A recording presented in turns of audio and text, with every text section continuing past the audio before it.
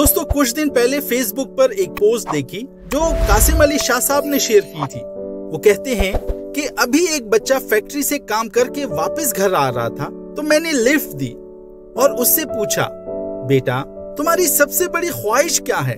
तो कहता है, अंकल मोटरसाइकिल खरीदना। मेरे अंदर का मोटिवेशनल स्पीकर जागा और मैंने कहा, बेटा तुम बड़ा ख्वाब देखो, जहाज का सोचो।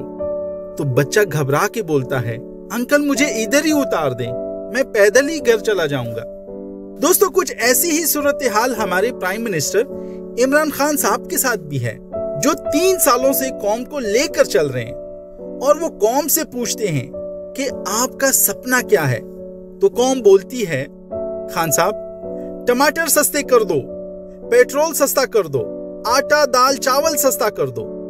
तो इमरान खान साहब बोलते हैं, कोई बड़ा ख्वाब देखो कि हम एक अजीम कौम बन जाएं, हमें इज्जत से सर उठा के दुनिया में दूसरी अक़वाम का मुकाबला करें और हम अपने मुल्क को तरक्की याफ्ता बनाएं। तो कौम बोलती है, खान साहब हमें इधर ही उतार दो, हमें पैदल ही जाना है। दोस्तों जिस फर्द और कौम का बड़ा सपना नहीं, उस कौम का कोई मुस्तकबिल नहीं होता। बहुत शुक्रिया।